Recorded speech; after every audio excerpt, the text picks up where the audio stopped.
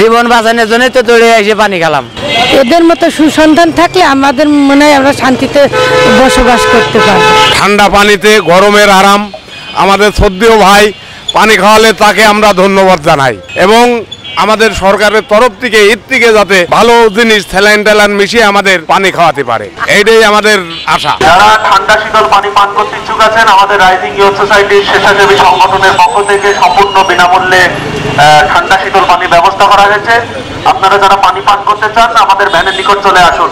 আপনারা জানেন যে বাংলাদেশে এখন হিট অ্যালার্ট জারি হয়েছে। আমাদের যশোর, ঝিনাইদহ, কুষ্টিয়া সর্বোচ্চ তাপমাত্রা রেকর্ড হয়েছে। এখানে 40 থেকে 41 ডিগ্রি তাপমাত্রা চলছে।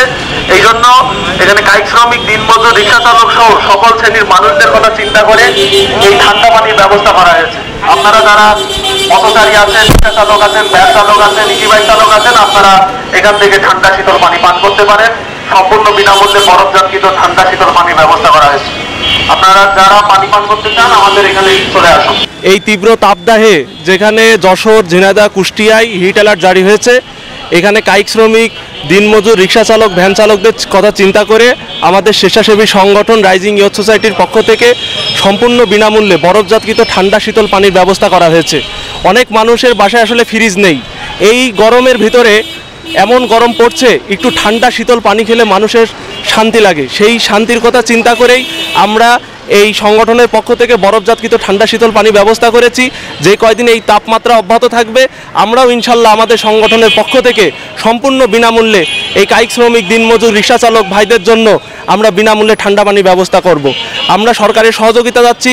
এই ধরনের ক্যাম্প, এই ধরনের ভ্রাম্যমাণ শীতল পানির ভ্যান প্রত্যেকটা জেলায়, প্রত্যেকটা উপজেলায়, প্রত্যেকটা জায়গায় যদি স্থাপন করা যায় তাহলে সকল মানুষ উপকৃত হবে। সকলের এই গরম থেকে আমরা শান্তি পেতে পারি। ধন্যবাদ। তীব্র তাপদাহ বেড়ে গিয়েছে, তীব্র এবং ভ্যাপসা গরম। এই কারণে আমরা আমাদের ঝিনাইদহ জেলাও তাপমাত্রা বেড়ে গিয়েছে, যার ফলে আমরা এই শীতল পানি খাওয়াচ্ছি।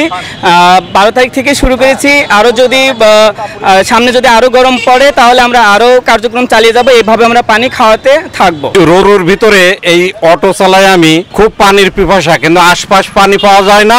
কিন্তু কিনারা ড্রামে করে খুব সুন্দর ঠান্ডা পানি মানুষকে খাওয়াচ্ছে এই রৌদ্রের ভিতরে। তাতে মানুষের খুব একটা উপকারে আসছে। এমন সুন্দর কাজ ইনারা করছে, অনেকে এগুলো কাজ করে না। তা এই পানি খেয়ে আমার দেহটা খুব সুন্দর ঠান্ডা হলো, গলার পিপাসা মিটলো, খুব ভালো লাগলো। মতামত ভালো, তারা আমার জনগণের উপকার করছে। সরকার যে জায়গা করার দরকার সেই জায়গাটা তাদের তো ইনকাম নেই, তারা যে করছে তাদের তো আরো আমাদের উৎসাহিত করা উচিত, যারা ভালো ভালো লোক আছে। এই গরমে সবাইকে পানি খাওয়ানো তো অনেক ভালো। ছাত্র হয়ে সবাই সেবা করছে, খুব ভালো করছে এরা। যে কাজটা আমাদের বাংলাদেশের সরকার বা ঝিনাইদহ এমপি, মেম্বার, চেয়ারম্যানদের যা করার দরকার ছিল সেগুলো যে এরা ছাত্ররা এগুলো করতেছে, আমাদের ঝিনাইদহ বুকি এগুলো করেছে, এর জন্য আমরা কৃতজ্ঞ। আর ঝিনাইদহ বুকি যে এরকম একটা কাজ করছে, এরা মনে হচ্ছে ঝিনাইদহের একজন সুসন্তানেরা। এদের মতো সুসন্তান থাকলে আমাদের মনে হয় আমরা শান্তিতে বসবাস করতে পারবো। এই যে গরম পড়ছে, এই গরমে বাইরে থাকা না থাকা তো সমান কথাই ভাই। আমাদের মতন মানুষের কোনো দাম নেই তো। এই যে রোদের ভিতরে মানুষ যাচ্ছে, কেউ তো ইচ্ছা করে তো 5 টাকা দেয় না, তোরা একটা স্যালাইন কিনে খাগা, এই কথা তো আর কেউ কয় না। জীবন বাঁচানোর জন্যই তো দৌড়ে এসে পানি খেলাম, না আর পানি খাইতে এখানে আসবো গা। এ তো জীবন বাঁচানোর রক্ষা করছেন।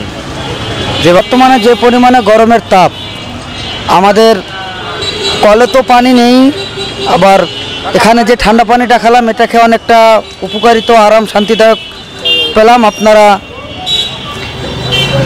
পানিগুলো সংগ্রহ করবেন, অথবা কেউ বেশি অতিরিক্ত ঠান্ডা পানি খাবেন না, মিডিয়াম ঠান্ডা পানি খাওয়ার চেষ্টা করবেন।